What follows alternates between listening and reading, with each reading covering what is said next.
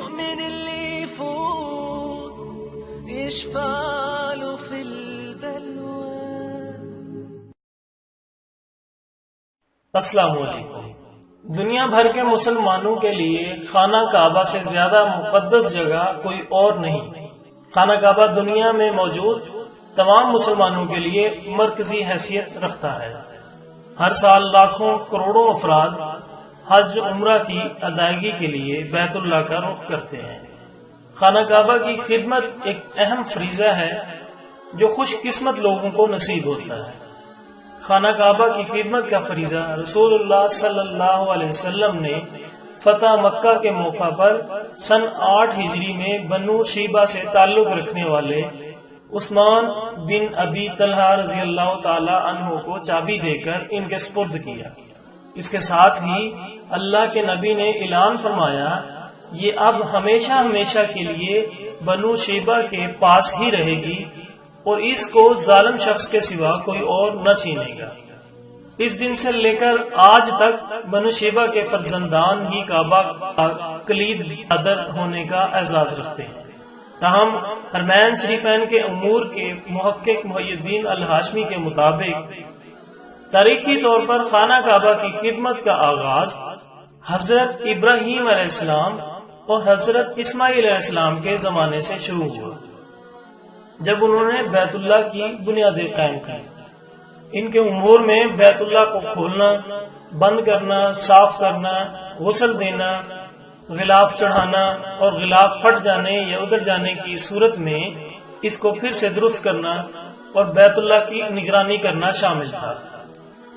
الہاشمی کے مطابق حضرت ابراہیم علیہ السلام نے اپنے بیٹے حضرت اسماعیل علیہ السلام کو کعبے کی خدمت گاری کے علاوہ بیت اللہ کی زیارت کرنے اور زیارت کرنے والوں کو پانی پلانے کی ذمہ داری بھی سونپی تھی.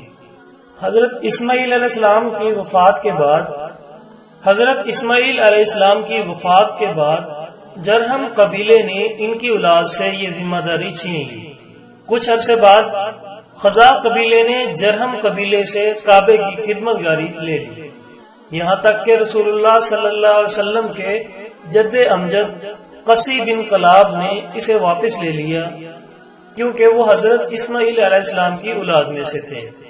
بعد ازاں یہ ذمہ داری قصی بن قلاب کے بڑے بیٹے عبدالدار کے حوالے کر دی گئی اور پھر یہ ذمہ داری مورثی طور پر چلتے ہوئے عثمان بن طلحہ تک پہنچی جو رسول اللہ صلی اللہ علیہ وسلم کے ہم عصر تھے. ناظرین، عثمان بن طلحہ کے مطابق دور جاہلیت میں وہ پیر اور جمعرات کے روز خانہ کعبہ کا دروازہ کھولا کرتے تھے.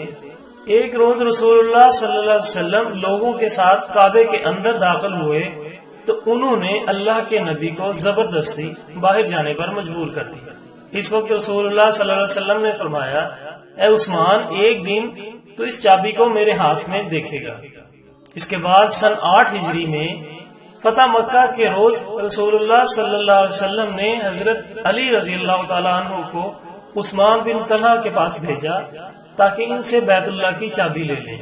تو انہوں نے چابی حضرت علی رضی اللہ تعالیٰ عنہ کے حوالے کر دی. اللہ کے نبی نے خانہ کعبہ کا دروازہ کھولا اور تمام بتوں کو توڑ ڈالا. پھر اسے آب زمزم سے دھویا اور 2 رکعت نماز پڑھی. یہیں سے غسل کعبہ کی سنت کا آغاز ہوا. اس موقع پر سورۃ النساء کی 58ویں آیت نازل ہوئی جس کا ترجمہ کچھ یوں ہے: اللہ حکم دیتا ہے کہ امانت والوں کو لوٹا دو اور جب لوگوں کے درمیان فیصلہ کرو تو انصاف سے فیصلہ کرو. بے شک اللہ تمہیں نہایت اچھی نصیحت کرتا ہے.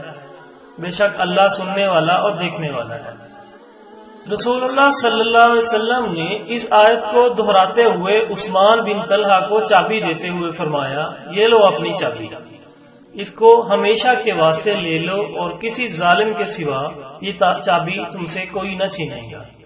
بعد ازاں عثمان بن طلحہ نے کلمہ طیبہ پڑھا اور پھر اپنے بعد والی شخصیت کو چابی دے کر خود اللہ کے نبی کے ساتھ مدینے چلے آئے. محی الدین الہاشمی کے مطابق بیت اللہ کی خدمت گزاری آج تک بنو شیبہ خاندان کے پاس ہی ہے. اور حالیہ عرصے میں خانہ کعبہ کے خدمت گزار کی ذمہ داری اس کا قفل کھولنے بند کرنے تک محدود ہو گئی ہے۔ ہر سال ذو الحجہ کے آغاز میں بیت اللہ کا نیا غلاف، جسے قصوہ کہتے ہیں، کعبے کے سینئر کلید برادر کے حوالے کیا جاتا ہے تاکہ وقوف عرفہ کے روز بیت اللہ پر ڈالا جا سکے۔ اس موقع پر مسجد الحرام اور مسجد نبوی کے امور کے سربراہ جناب شیخ ڈاکٹر عبد الرحمان السدیس کمپلیکس کے ڈائریکٹر جناب محمد عبداللہ اور خدمتگاروں اور ذمہ داروں کی ایک بہت بڑی تعداد ہے۔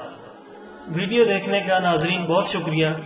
اگر آپ کو ہماری یہ ویڈیو اچھی لگی ہو تو لائک اور شیئر کریں، اور ابھی تک اگر آپ نے ہمارا چینل سبسکرائب نہیں کیا تو ہمارا چینل سبسکرائب کریں تاکہ آپ کو ہماری آنے والی ویڈیو ملتی رہے۔ آپ سب کا بہت شکریہ۔ اللہ حافظ۔